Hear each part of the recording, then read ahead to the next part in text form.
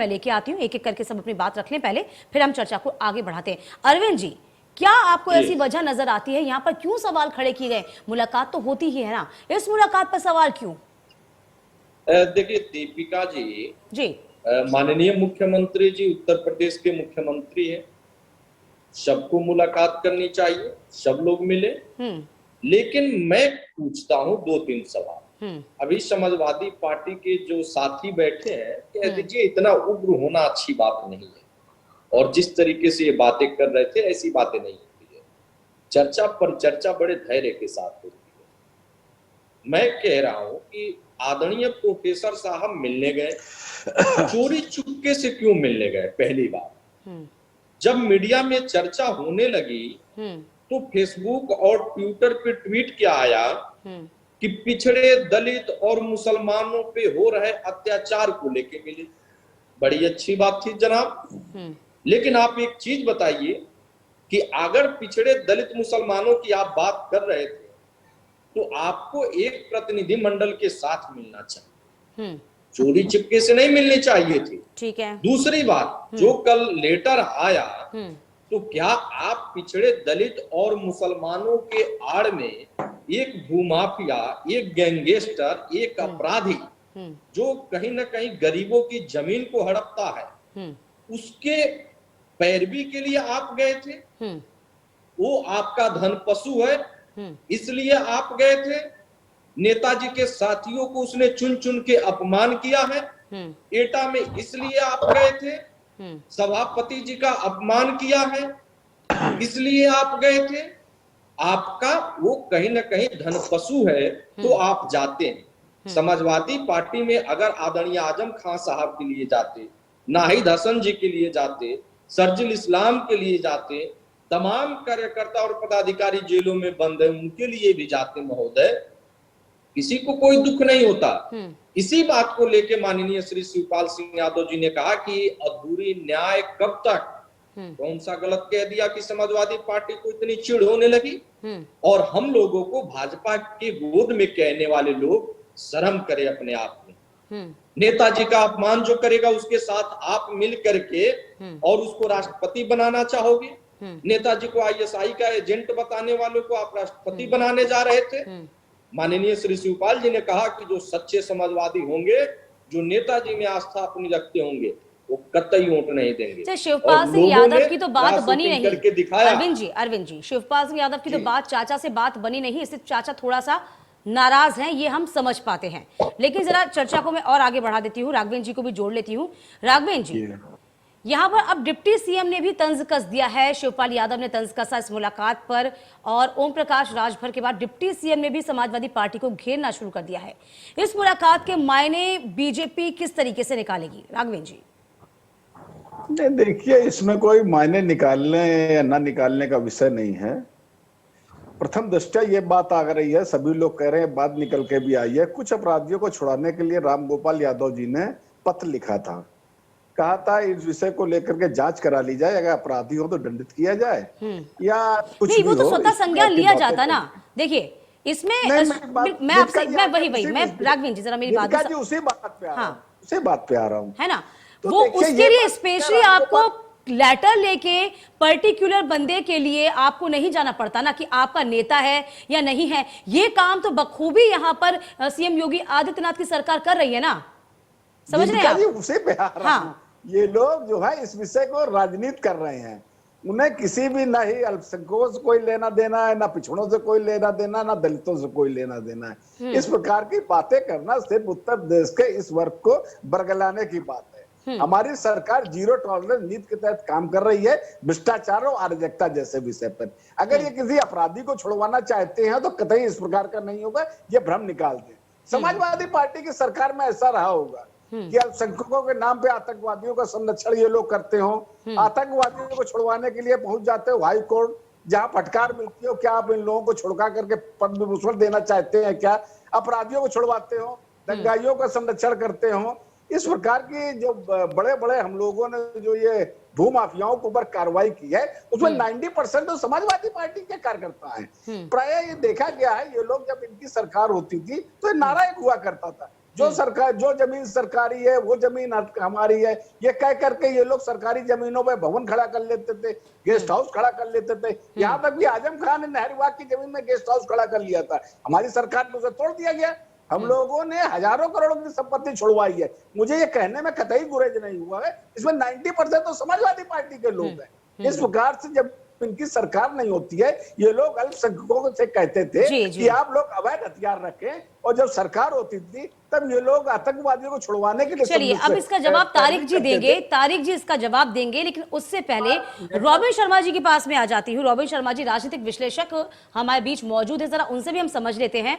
Robin जी, यहाँ पर क्या लगता है, जिस तरीके से समाजवादी साफ तौर पर राजभर ने कहा है कि ये कोई शिष्टाचार मुलाकात नहीं थी, ये तो प्राण बचाओ मुलाकात थी जी, लेटर जारी कर दिया, बकायदा लेटर दिखा दिया, चस्पा कर दिया, इस मुलाकात के क्या मायने, जरा आपकी नजर में हमें समझा दीजिए रॉबिन जी। देखिए, जिस प्रकार से ये मुलाकात हुई है प्रोफेसर रामगोपाल जी की योगी आदित्यनाथ जी से, मैं यही कहना चाहूंगा कि इस पूरे मुलाकात के बहुत सारे मायने निकलते हैं। जिस प्रकार से उन्होंने जाके मुलाकात की, कुछ लोगों को बचाने का प्रयास किया जो आपराधिक तत्व घोषित किए जा चुके हैं उत्तर प्रदेश पुलिस के द्वारा, तो ऐसे में ये लगता है कि जैसे शिवपाल यादव जी की नजदीकियां बढ़ रही है भारतीय जनता पार्टी के नेताओं के साथ, वैसे में रामगोपाल यादव जी भी अपने लिए कोई शायद नई जमीन तलाशने लगे, और जैसे सपा की जमीन खसकती जा रही है, ये कोई बड़ी बात नहीं होगी कि वो भी अपनी निकटता यहाँ पे बढ़ाना चाहते हैं। ये पॉइंट वाली बात कही आपने, चलिए आप कंटिन्यू कीजिए रॉबिन जी। जी, साथ ही मैं सपा के जो साथी लोग यहाँ पर मौजूद हैं, मैं उनको याद दिलाना चाहूंगा 2006 और 7 की वो घटना, जब योगी आदित्यनाथ जी फूट फूट के रोए थे पार्लियामेंट में, जब उनके काफिले पे हमला किया गया था, उनको 11 दिन तक डिटेन कर दिया गया था, जेल में डाल दिया गया था। उस समय रामगोपाल यादव जी क्यों नहीं गए थे मुख्यमंत्री के पास कहने के लिए कि हाँ योगी आदित्यनाथ जी को रॉबिन जी वो तो रॉबिन जी आप 2006 और 7 की बात कर रहे हैं, यहाँ तो अखिलेश यादव आजम खान से मिलने नहीं गए साहब, आप तो बात करें तो आजम खान से मिलने नहीं गए थे वो तो। यही तो मैं बताना चाह रहा हूँ कि जो ये स्वार्थ की राजनीति रामगोपाल यादव जी की है, मौका परस्ती की राजनीति जो इसमें झलक रही है, इसीलिए तो विपक्ष सवाल उठा रहा है, और परिवार के भीतर का जो कलह है वो सामने निकल के सामने आ रहा है, वो सभी के सामने आ रहा है। ये परिवार का झगड़ा बहुत ज्यादा बढ़ चुका है। चलिए आपकी बात वापस आऊंगी, रॉबिन जी बात आ गई, आपकी बात आ गई, रॉबिन जी बात आ गई। तारिक खान जी, साफ तौर पे आपने रॉबिन जी को भी सुना, साफ तौर पे उनका कहना था कि अपनी सियासी जमीन तलाशी जा रही है, शिवपाल यादव जी जैसे तलाश रहे हैं। अब क्या लगता है, वरना एक पत्र लेके कुछ चुनिंदा लोगों को बचाने की आखिरकार उनको जरूरत पड़ क्या गई? जब आप जाएंगे कोई शिष्टाचार मुलाकात तो नहीं थी, ये तो लेटर भी दिखा रहा है। नहीं, शिष्टाचार मुलाकात नहीं थी, मैं सीधे सीधे कह रहा हूँ। एक तो पहले रॉबिन भाई ने कह दिया कि शिवपाल साहब चले गए, अपना दूसरा गाय ढूंढ लिया, मुबारक उनको, कम से कम किसी ने तो माना, चलिए उनको बीजेपी मुबारक, बीजेपी के साथी हो गए। दूसरी बात मैं ये कह रहा हूँ कि समाजवादी पे कितने सवाल उठते हैं। अगर सिर्फ अखिलेश यादव लीड करते हैं तो कहा जाता है पॉलिटिक्स सेंट्रलाइज है। अब अगर और नेता आ रहे हैं, वो एक विधायक है, पूर्व विधायक, उनके घर के 6-5 लोग जिला पंचायत सदस्य हैं, उनकी प्रॉब्लम लेके गए, ये नहीं कहा है कि उनको बचा लीजिए, कहा है जांच करा लीजिए। ट्वीट में भी यही लिखा है समाजवादी से, आप जांच करा लीजिए, उसके बाद भी दोषी हो, सीबीआई जांच दे दीजिए, दिक्कत क्या है? तो जांच तो अपने आप ही हो जाती ना तारिक खान, जांच तो अपने आप ही हो जाती ना। यही जांच आप क्यों चार नाम लेके क्यों आगे बढ़े? हमारा सवाल यही है। इस्लाम के लिए भी चला जाता, नाहिद हसन के लिए भी चला जाता, दीपिका के लिए नहीं जा सकता है क्या? और समाजवादी पार्टी को झूठ क्या बोलने की जरूरत पड़ गई कि पिछड़े दलित और मुसलमानों पे हो रहे अत्याचार को लेके मिले? आप उत्तेजित होने पे भाषण दे रहे थे, ठीक है, तो थोड़ा चुपिए और सुनिए। अभी आप उत्तेजित होने पे हमें प्रवचन दे रहे थे, तो अपना प्रवचन जरा। अरे सुनो, हम लोगों को बहुत धैर्य से सुनना भी आता है, बोलना भी आता है। आप जो नहीं चुप रहते उनको चुप भी कराना आता है। सुनो, ये अमर्यादित भाषा है, मैं कह रहा हूँ सुनिए भाई साहब, अब सुनिए बात। अगर ज्यादा आप शब्द बोलोगे तो मुझसे ज्यादा कोई नहीं बोलता है, ये सबको पता है। बता लिया मैंने आपको। चलिए यहाँ पे बोलने की रखा है, लेकिन अपनी बात को वाजिब तरीके से बोलिए, पॉइंट के साथ बोलिए, क्योंकि जनता इस डिबेट को देखती है, सुनती है। जी, ये गुंडई का समय अब इनका खत्म हो चुका है। जब पीसीआर से कहूंगी आवाज थोड़ी तेज करिए, तमाम अतिथियों की आवाज आ नहीं रही है, आवाज थोड़ी तेज करिए।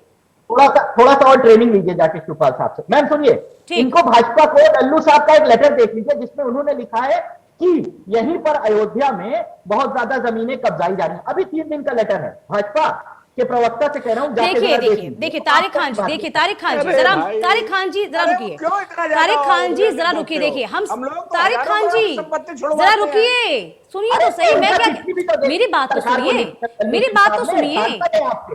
तारिक जी, खान जी, बोलिए। जरा मेरी बात तो सुनिए। हम ओम प्रकाश राजभर की बात कर लेते हैं, ठीक है, हम शिवपाल यादव की बात कर लेते हैं, ठीक है। ये कम से कम खुले तौर पे बोलते हैं कि हाँ हम इनको सपोर्ट कर रहे हैं या हम इनके साथ में हैं। राम गोपाल यादव क्यों नहीं गए, क्यों चले गए, सवाल तो यही खड़ा होता है ना। राष्ट्रीय महासचिव हैं, सवाल खड़ा नहीं होगा? क्या मानेंगे, नहीं मानेंगे लोग कि अपनी सियासी जमीन तलाश रहे हैं जिस तरीके से जनाधार समाजवादी पार्टी का कोरा है? क्यों नहीं गए थे?